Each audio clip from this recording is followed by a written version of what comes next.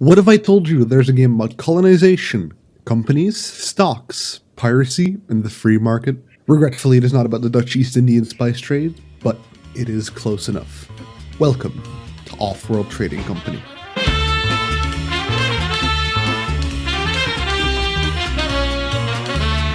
Mars has been colonized by Elon Musk, and now with the Earth dying, people are flocking to Mars to survive, and you are there to make a profit. I'm going to start off by saying this isn't about the campaign is whack. This is about skirmishes, the lifeblood of the game, where you and several other AI or players will go head to head until there's only one left with a monopoly over all that the colony requires. But let's take a step back first. Offworld has a simulated economy, with every resource being bought and sold depending on what is needed by the colony and other players. Basically, the more there is of a resource, the cheaper it will be. The less of a resource there is, the more expensive it will be. And with every match having a random map with random resources, what was abundant and cheap in one match can be scarce and expensive in another. Every match starts with you scanning the map for resources. Knowing what resources there are on the map leads to your first choice. What corporation do you use? There's 4 to choose from. Seneca Development, which is literally run by kids. You get 1 extra claim per HQ upgrade, you need less steel for buildings, and their transports move faster.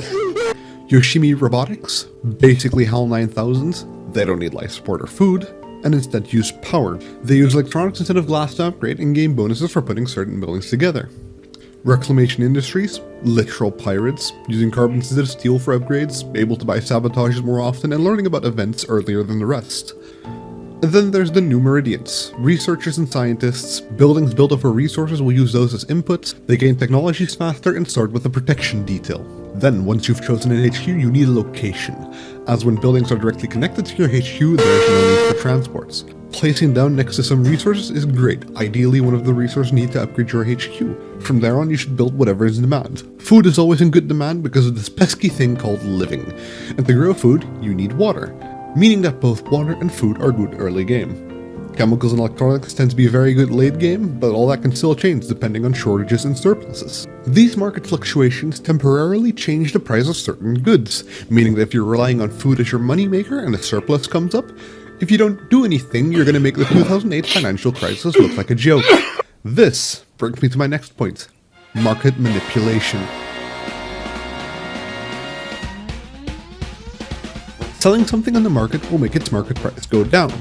Buying stuff from the market will make them more expensive, meaning that specializing in stuff no one else makes is very profitable. This also counts for other players, meaning that if another player is selling a lot of food, then it'll be worth almost nothing. But that doesn't mean you're powerless to do anything. Introducing the black market, a wondrous place that is only slightly illegal.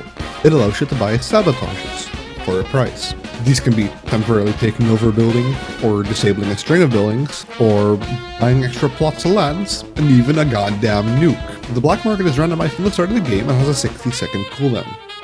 But you're not powerless to stop those either, as there's one that is always available: the Goon Squad, which protects a building from most sabotages. They can even stop nukes. The Goon Squad wears off when someone uses a sabotage on that building, but you then also immediately receive that sabotage to use on whomever you like. So let's go back to our competitor selling food. Disabling those buildings with an EMP would mean that he is no longer able to export food, which means the price will go up.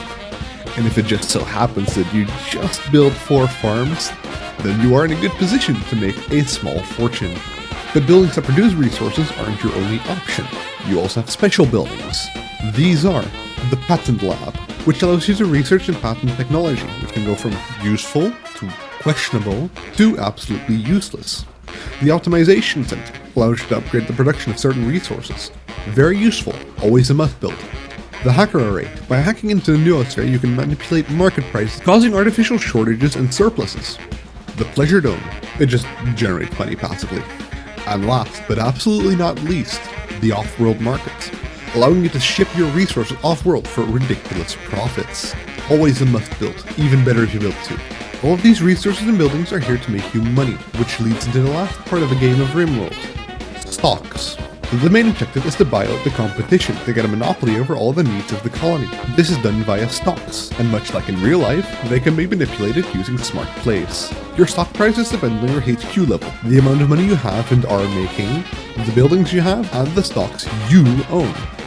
Yes, that's right, by buying other people's stock, the price of your stock increases. If you have 5 of your own stocks, that means the only way for someone to buy you out is via a hostile takeover. These last 5 stocks need to be purchased in bulk, which can become quite expensive. This is why off-world markets are a must-build. Buying someone out will also significantly increase your stock price. So, a good strategy is to early on start buying stocks, to make sure you stay ahead of the others. Build an optimization center in HQ level 2, an off-world market in level 4, these will make good money for you, and then, whenever you feel the time is right, start buying stocks. These will raise your stock prices, meaning that people will be less likely to buy your stocks.